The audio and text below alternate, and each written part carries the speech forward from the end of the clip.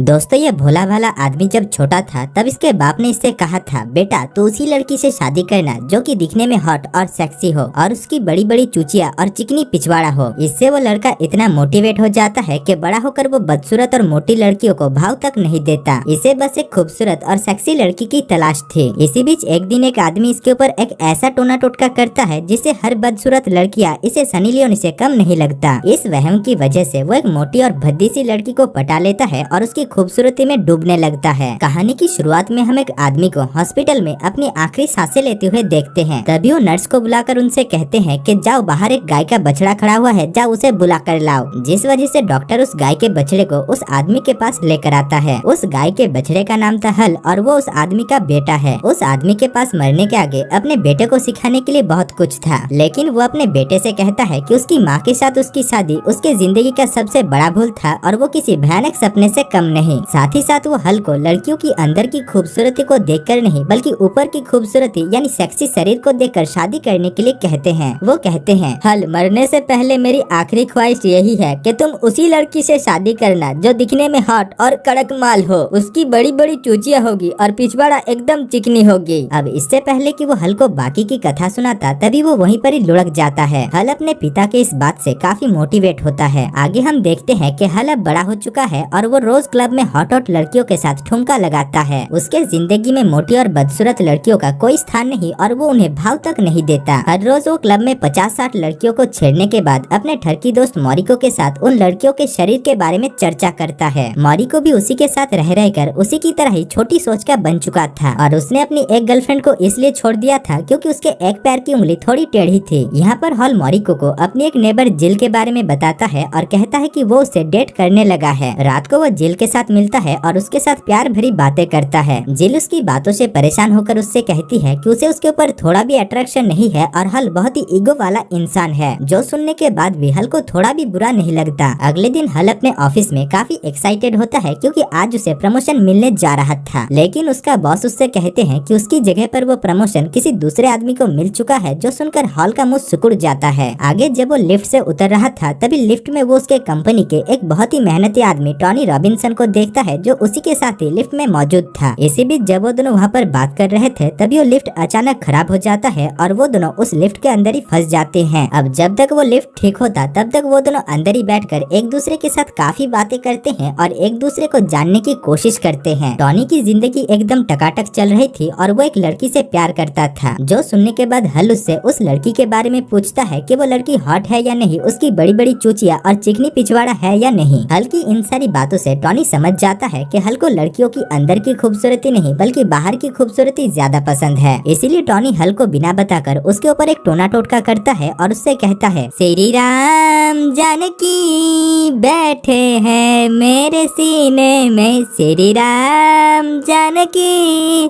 बैठे हैं मेरे सीने में। अब टॉनी के इस भयानक मंत्र की वजह से हॉल का लड़कियों के ऊपर ताड़ने का नजरिया बदल जाता है। वो लिफ्ट से निकलकर जिस भी बदसूरत लड़की को देख रहा था वो उसे हॉट और कमसिम कमरिया दिखाई दे रहा था। इसी बीच वो अपने ऑफिस के एक बदसूरत लड़की जो कि अभी उसे हॉट दिखाई दे रहा था उसके साथ कैब शेयर करता है और रास्ते में उसके ऊपर जी भरकर डोरे डालता है। वो लड़की उससे पूछती है, अच्छा तुम्हें आज क्या हुआ, रोज तो तुम मुझे कुत्तों की तरह भाव नहीं देते, तो आज ऐसे घूर क्यों रहे हो? हॉल कहता है, नहीं आज तुम बहुत खूबसूरत लग रही हो, क्या तुम मुझे तुम्हारा व्हाट्सएप नंबर दोगी? जिसमें वो लड़की भी मुंह उठाकर उसे उसकी व्हाट्सएप नंबर दे देती है। रात को हल फिर से अपने ठरकी दोस्त मौरिको के साथ क्लब में लड़कियों को ताड़ने के लिए जाता है। वहाँ पर हर मोटी और बदसूरत लड़कियाँ उसे हॉट और सेक्सी दिखाई दे रहा था, इसीलिए वो मुंह उठाकर उन लड़कियों के साथ नैन मटक्का करने के लिए चला जाता है। दूसरी तरफ उसके ठरकी दोस्त मौरिको जब वॉशरूम से वापस आता है तभी वो हल को मोटी बदसूरत लड़कियों को पकड़कर उछल कूद करते हुए देखता है। वो सोचता है कि अब इसे ये क्या बवासीर हो गया, जिन लड़कियों को ये कभी मुंह उठाकर देखता भी नहीं था आज कैसे उन लड़कियों के साथ ये ठुमके के ऊपर ठुमका लगाया जा रहा है। इसीलिए वो उसे पकड़कर अपने साथ लेकर जाने लगता है और कहता है कि तुम इन भैंसों के साथ क्या कर रहे हो। हल उसकी एक भी बात नहीं सुनता और फिर से उन लड़कियों के साथ ठुमका लगाने के लिए चला जाता है। इधर हल की नेबर जिल हल को उन बदसूरत लड़कियों के साथ ठुमका लगाते हुए देख लेती है और उसे काफी जलन होता है। अगले दिन हल जब गाड़ी चला रहा था तभी वो रास्ते में एक बहुत ही खूबसूरत लड़की को देखकर उसके पीछे पीछे एक शॉपिंग मॉल के अंदर अंदर घुस जाता है। उस लड़की का नाम था रोजली और वो बहुत ही मोटी और भद्दी सी लड़की थी। लेकिन टोनी के टोने टोटके की वजह से हॉल का लड़कियों को देखने की नजरिया बिल्कुल बदल चुका था और उसे वो तो एक कमसिन कली नजर आ रहा था जो कि शॉपिंग मॉल में अपने लिए कच्छी खरीदने के लिए आई थी। हल उसकी कच्छी की साइज को देखकर कहता है, ये कौन से दानव के लिए खरीद रहे हो? तुम्हें तो 28 साइज की पेंटी खरीदनी चाहिए। जिसके बाद हल उसके ऊपर डोरे डालना शुरू कर देता है और उसकी तारीफ का पुल बांधने लगता है। रोजली पहले सोचती है कि हल उसके साथ मजाक कर रहा है क्योंकि आज तक उसके भारी भरकम शरीर को देखकर किसी ने उसकी तारीफ तो दूर की बात उसकी तरफ मुंह उठाकर देखा भी नहीं था। हल के लिए रोजली किसी परी से कम नहीं, इसीलिए वो उसके मुंह पर शायरी के ऊपर शायरी ठोकता है जिससे रोजली को भी लगता है कि हल उसके प्यार में दीवाना है। आगे वो दोनों एक रेस्टोरेंट पर चाय पानी पीने के लिए जाते हैं जहाँ पर वो दोनों एक दूसरे के बारे में जानकारी लेते हैं। रोजली बताती है कि वो बच्चों के हॉस्पिटल में काम करती है और उसे समाज सेवा करना बहुत पसंद है, जो सुनकर हल उसके ऊपर और भी इम्प्रेस होता है। इसी बीच रोजली की बातों से हल को पता चलता है कि हल जिस कंपनी में काम करता है रोजली उस कंपनी के मालिक की बेटी है। यहाँ पर रोजली बिना मेनू कार्ड को पढ़े ही रेस्टोरेंट में मौजूद सारे खाने को ऑर्डर देती है, जो देखकर हल बहुत हैरान होता है क्योंकि उसने आज तक जिन लड़कियों को डेट किया था वो रेस्टोरेंट पर सिर्फ चाय और सिर्फ सैलाड ही ऑर्डर करती थी। खैर इसी बीच रोजली जिस कुर्सी पर बैठी हुई थी वो कुर्सी अचानक पिचक जाती है। ये देखकर हल वहाँ के मैनेजर के ऊपर चाइना कंपनी की कुर्सी इस्तेमाल करने के लिए भड़क जाता है, जबकि पूरा का पूरा दोस्त कुर्सी का नहीं बल्कि कुर्सी के ऊपर बैठी हुई उस भारी भरकम महिला की थी। खैर डेट के बाद हल रोजली को अगले दिन उसके साथ फिर से डेट पर चलने के लिए पूछता है, जिसमें रोजली भी मुंह उठाकर उसे हाँ कह देती है। अगले दिन हल अपने साथ अपने ठरकी दोस्त मोरिको को भी रोजली के साथ मिलाने के लिए लेकर आता है। मोरिको वहाँ पर रोजली की भारी भरकम शरीर को देखकर हल को उससे दूर रहने के लिए कहता है और उसे गेंडा कहता है, लेकिन हल तो रोजली के प्यार में बिल्कुल अंधा हो चुका था, इसलिए वो अपने ठरकी दोस्त मोरिको की एक भी बात नहीं सुनता। आगे रोजली हल को बीमार बच्चों को दिखाने के लिए एक हॉस्पिटल में लेकर जाती है जिसको वो देख रेख करती है। वो सभी बच्चे बीमार अपाहिज अपंग थे, लेकिन हल को वो सभी बच्चे बहुत ही खूबसूरत और प्यारा दिखाई दे रहा था, इसीलिए हल उनके साथ उछल कूद करने लगता है। रोजली जब हल को उन बच्चों को प्यार करते हुए देखती है तभी वो हल के ऊपर और भी इम्प्रेस हो जाती है। हल जब रोजली को अपने घर लेकर जाता है तभी उसकी नेबर जिल हल को उस भारी भरकम रोजली के साथ देख लेती है। जिल हल से पूछती है, इसे कहाँ से उठा कर ला रहे हो तुम? जिसमें हल जिल से कहता है कि वो उसकी सपनों की रानी यानी उसकी गर्लफ्रेंड है, जो सुनकर जिल को बहुत जलन होती है। इधर हल रोजली को उसके घर आने के लिए कहता है, लेकिन रोजली उसके साथ उसके घर जाने से मना कर देती है क्योंकि उसे इस बात का डर था कि अकेला पाकर हल क्या पता उसकी पैंटी उतार दे। हल यहाँ पर उसे बहलाने फुसलाने की बहुत कोशिश करता है, लेकिन वो मुंह फुलाकर वहाँ से चली जाती है। अगली सुबह रोजली उससे मिलने के लिए उसके घर पर आती है क्योंकि उसे भी पिछली रात के करतूतों के लिए बुरा महसूस हो रही थी। इसके बाद से वो दोनों कई दफा डेट पर जाते हैं और एक दूसरे के साथ ही रहने लगते हैं। वो दोनों एक दिन चप्पू भी चलाते हैं, जिसमें रोजली के भारी भरकम शरीर की वजह से चप्पू 45 डिग्री एंगल पर झुका रहता है। आगे एक दिन रोजली हल को अपने साथ अपने घर पर लंच के लिए लेकर जाती है, जहाँ पर हल रोजली की पतली माँ को एक गलत शब्द कह देता है। वो कहता है कि रोजली को उसकी हॉट फिगर उसके माँ से मिली है, जबकि उसकी माँ काफी पतली है। खैर खाना खाने के बाद जब हल रोजली के पिता के साथ अकेला बैठा होता है तभी रोजली के पिता उससे कहते हैं, हल सच बताओ तुम क्या रोजली से प्यार करते हो या फिर कंपनी में प्रमोशन के लिए उससे प्यार करने का ढोंग कर रहे हो? जो सुनकर हल उनसे कहता है, नहीं ससुर जी, मैं कोई ढोंग नहीं कर रहा, मैं रोजली से बहुत प्यार करता हूँ और मैं उसी की ही पैंटी उतारना चाहता हूँ। जो सुनकर रोजली के पिता चुप हो जाते हैं। उसी रात हल रोजली को अपने घर लेकर जाता है, जहाँ पर रोजली काफी नर्वस थी। हल यहाँ पर उसकी मनोबल को बढ़ाता है और उस रात वो उसकी पैंटी उतार कर ही छोड़ता है। अगली सुबह जिल रोजली को हल के घर से निकलते हुए देख लेती है और समझ जाती है कि अगली सुबह हल के रूम में क्या कुछ हुआ होगा। अब हल का एक ऐसी बदसूरत लड़की के साथ प्यार करना जिल की ईगो को हर्ट कर रहा था, इसीलिए वो ज्यादा देर ना करते हुए हल के ऊपर डोरे डालना शुरू कर देती है। वो रात को हल को उसके साथ वीडियो गेम खेलने के लिए इनवाइट करती है, लेकिन हल उसकी इनविटेशन को रिजेक्ट कर देता है, जो सुनकर वो हैरान हो जाती है। इधर हल का ठरकी दोस्त मोरिको भी हल को एक मोटी लड़की के साथ देखकर हैरान में पड़ा हुआ था। वो हल से पूछता है कि वो कैसे इतना बदल गया, जिसमें हल उसे उस दिन लिफ्ट में हुए इंसिडेंट के बारे में और टॉनी रॉबिन्सन के बारे में बताता है। ये बात सुनते ही मोरिको मुंह उठाकर टॉनी के पास पहुंच जाता है और उससे पूछता है कि उसने उसके दोस्त हल के ऊपर क्या टोना टोटका किया है, जिसमें पहले तो टॉनी उसे कुछ भी नहीं बताता, लेकिन बार बार गिड़गिड़ाने की वजह से वो उसे उस टोने टोटके के बारे में बताता है। साथ ही साथ वो उसे इस टोने टोटके से बचने के लिए एक उपाय भी बताता है और कहता है कि उसे बस हल को सैलोहल बुलवाना पड़ेगा और इसको बोलते ही ये टोना टोटका खत्म हो जाएगा। दूसरी तरफ हल रोजली के साथ पिज्जा बर्गर खाने के लिए एक रेस्टोरेंट पर आया हुआ था। वो दोनों जब बातें कर रहे थे तभी फिर से रोजली की वजन से एक और कुर्सी टूटकर बिखर जाता है। इस चीज से हल उस रेस्टोरेंट के मैनेजर के ऊपर बौखलाकर उसे गालियां देने के लिए जाता है। इसी बीच उसे उसका ठरकी दोस्त मोरिको कॉल करके करके शैलो हॉल कहने के लिए कहता है और हल भी ये शब्द कहता है। अब कॉल को खत्म करके वो जब पीछे की तरफ देखता है तभी उसे कहीं पर भी रोजली दिखाई नहीं देता, क्योंकि अब उसका लड़कियों को देखने का नजरिया बिल्कुल बदल चुका था। इसीलिए वो रोजली जो कि अभी उसके लिए मोटी हो चुकी थी उसे देखकर वो पहचान नहीं पाता। इसी बीच उसके ठरकी दोस्त मौरी को उसके पास आकर उसे अपने साथ लेकर जाता है और उसे राम कहानी बताता है। ये सुनकर हल को अपनी ठरकी दोस्त की बातों पर भरोसा नहीं होता। तभी उसे वही लड़की दिखने को मिलता है जिसके साथ उसने मूवी की शुरुआत में गाड़ी को शेयर किया था। उसका मुंह देखकर ही हल का ये शक यकीन में बदल जाता है कि जरूर उसके साथ कोई टोना टोटका हुआ था, क्योंकि उस दिन वो लड़की बहुत खूबसूरत थी और आज उसका मुंह किसी चाय के पतीले की तरह ही था। अब इस चीज से हल काफी पैनिक होकर रोजली को वहीं पर ही छोड़कर अपने घर वापस आ जाता है। इसके बाद से वो कुछ दिनों तक रोजली से नहीं मिलता और अपने काम में बिजी हो जाता है। एक दिन उसकी नेबर जिल उसे उसके साथ खाने के लिए एक रेस्टोरेंट पर लेकर जाती है, जहाँ पर वो उससे कहती है कि वो उसके बदले हुए बर्ताव की वजह से उससे प्यार करने लगी है, जो कहकर वो उसकी हाथ पकड़ लेती है। हल को यहाँ पर एहसास होता है कि वो जिल से नहीं बल्कि रोजली से प्यार करने लगा है। तभी उस रेस्टोरेंट पर रोजली भी अपना सड़ा हुआ मुंह और अपने फैमिली के साथ पहुँच जाती है और वो हल को एक पराई औरत के साथ हाथ पकड़कर लुलु लुलु करते हुए देखकर बहुत दुखी हो जाती है। हल उसके पास से होकर ही गुजरता है, लेकिन वो उसे पहचान नहीं पाता। दरअसल हल रोजली को ही कॉल करने के लिए जा रहा था। खैर यहाँ पर वो उसे कॉल करके फिर से बहला फुसलाने की कोशिश करता है, लेकिन रोजली को उसकी काली सच्चाई के बारे में पता चल चुका था, इसलिए वो उसे ब्रेकअप करती है। आगे हल रोजली से मिलने की बहुत कोशिश करता है और उसके हॉस्पिटल पर भी जाता है, लेकिन रोजली उसके साथ मिलने से इनकार कर देती है। इसी बीच एक दिन हल को पता चलता है कि उसके ठरकी दोस्त मौरिको के पीछे एक पूछ है जिसको ऑपरेशन करके बाहर निकाला नहीं जा सकता, इसलिए मौरिको अपनी गर्लफ्रेंड को बिना किसी वजह के छोड़ देता था। हल यहाँ पर मौरिको को उसके इस पूछ को गॉड गिफ्टेड कहकर उसे मोटिवेट करता है। आगे हल रोजली से मिलने के लिए उसे ढूंढते ढूंढते एक पार्टी में पहुंच जाता है, जहाँ पर वो उसे अपनी दिल की बात बताता है। रोजली पहले उसकी बातों पर भरोसा नहीं करती, लेकिन वो भी उससे प्यार करने लगी थी, इसलिए वो मान जाती है। यहाँ पर वो दोनों एक दूसरे की चुम्मी लेते हैं और हल रोजली को गोदी में उठाने की कोशिश करता है, लेकिन उससे जब ये नहीं होता तभी उल्टा रोजली ही उसे गोदी में उठाती है। दूसरी तरफ मौरिको ने भी अपने लिए एक लड़की का जुगाड़ कर लिया था, जिसको उसके पूछ से कोई भी दिक्कत नहीं थी। और दोस्तों इसी के साथ ही इस मूवी की कहानी समाप्त हो जाती है।